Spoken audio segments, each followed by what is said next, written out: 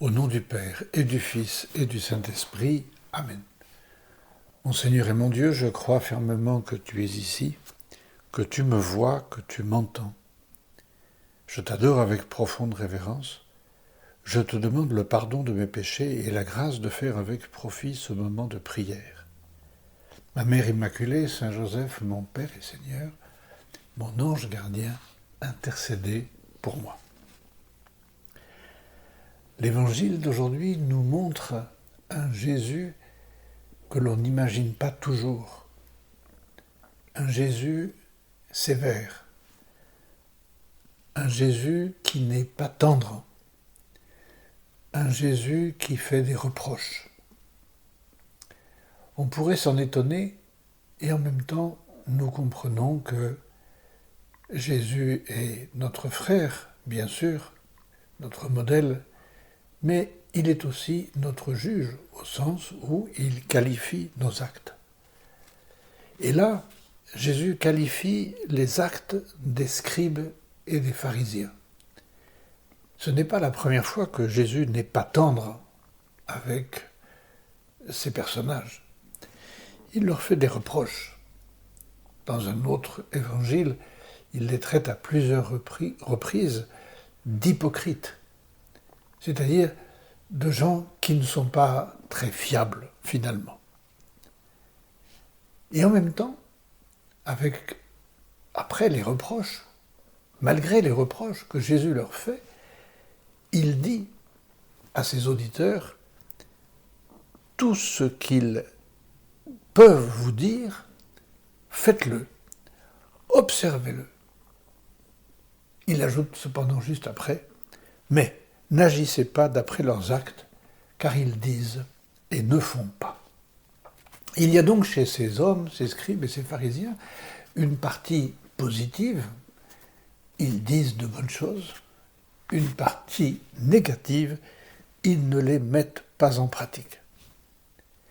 Voilà, nous comprenons que dans notre vie, dans notre comportement, il y a effectivement deux choses. Il y a d'un côté les paroles et il y a de l'autre côté les actes.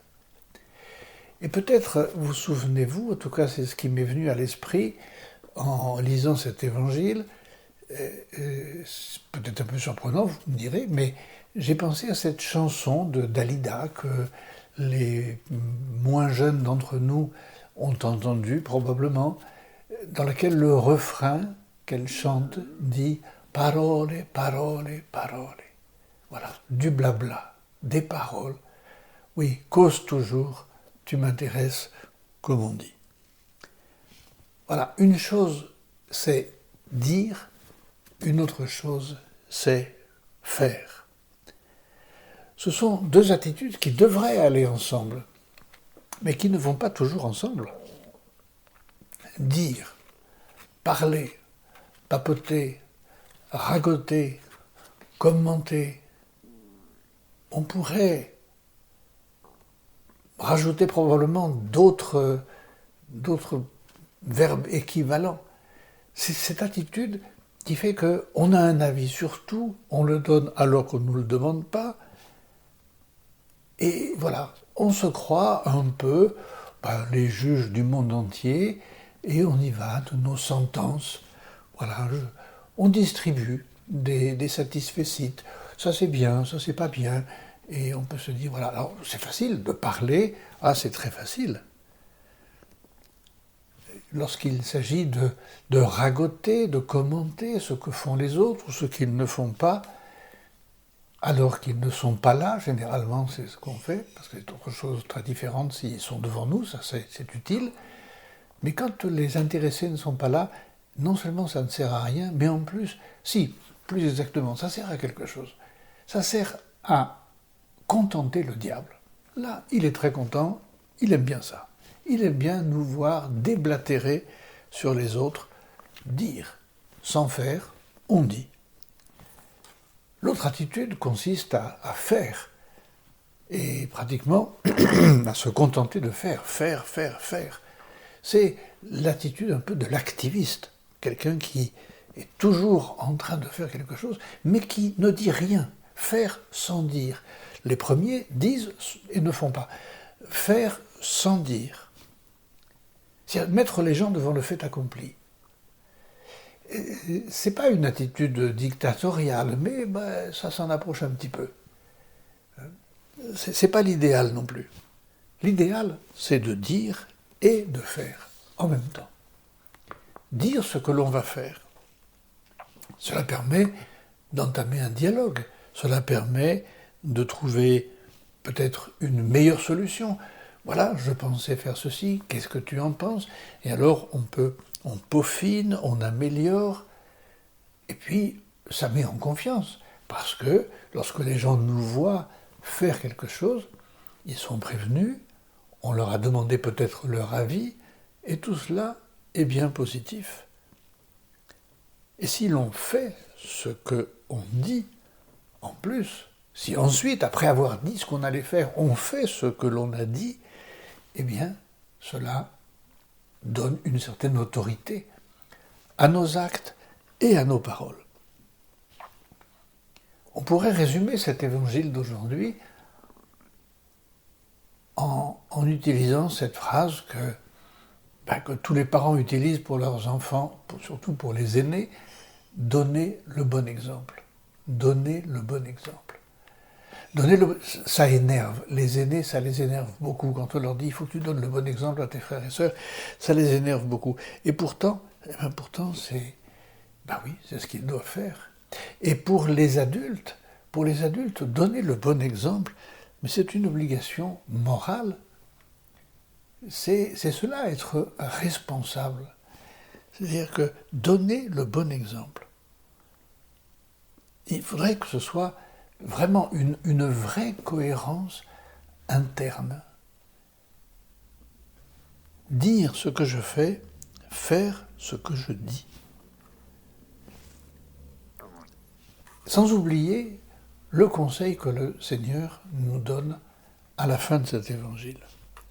Il nous rappelle qu'il n'y a dans notre vie qu'un seul maître, le Christ. Ce n'est pas nous qui sommes les maîtres des autres, c'est le Christ qui doit être notre maître. Cela veut dire que c'est avec lui qu'il faut chercher à dire et à faire. C'est à lui en premier lieu qu'il faut dans la prière dire ce que je vais faire. Seigneur, voilà, j'avais pensé ceci, j'avais pensé cela. Qu'en penses-tu ? Évidemment, on ne va pas s'attendre à une réponse immédiate, un rayon qui descendrait du ciel pour nous donner une lumière, un petit parchemin céleste qui descendrait, apporté peut-être par un ange. Non, mais dire dans la prière, parler avec le Seigneur dans notre prière personnelle de ce que nous pensons faire, de ce que nous pensons corriger, de ce que nous pensons mettre en place, de ce que nous pensons peut-être arrêter de faire. Voilà, c'est lui notre maître. Lui demander conseil. Et le conseil arrivera toujours. Il arrivera dans notre prière. Nous comprendrons, nous aurons l'intuition de ce qu'il faudrait faire. Et puis nous aurons peut-être aussi des gens qui viendront nous conseiller. Et ce sera le chemin que le Seigneur prendra pour nous indiquer les bonnes choses. Voilà, ne pas oublier que dans nos actes et dans nos paroles, il y a un seul maître, le Christ.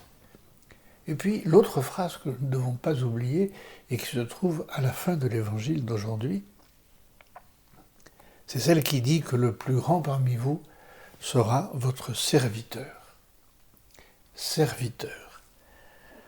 Voilà une attitude qui devrait être, on pourrait dire, une sainte obsession. Servir. Servir. Être utile. C'est terrible quand quelqu'un s'entend comme reproche, de toute façon, toi, tu sers à rien. C'est horrible.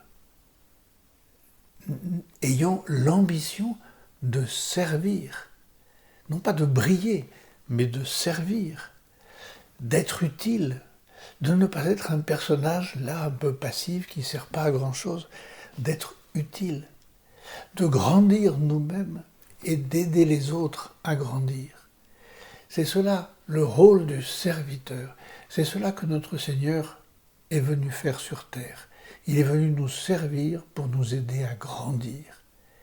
Eh bien, demandons-lui qu'il nous aide à faire la même chose, à être de bons serviteurs. Et le modèle parfait, c'est aussi, vous le savez aussi bien que moi, la Vierge Marie. Je suis la servante du Seigneur. Sainte Marie, apprends-nous à servir comme ton Fils Jésus est venu nous servir. Je te remercie, mon Dieu, des bonnes résolutions, des actes d'amour et des inspirations que tu m'as communiquées dans cette méditation. Je te demande de m'aider à les mettre en pratique. Ma Mère Immaculée, Saint Joseph, mon Père et Seigneur, mon ange gardien, intercédez pour moi.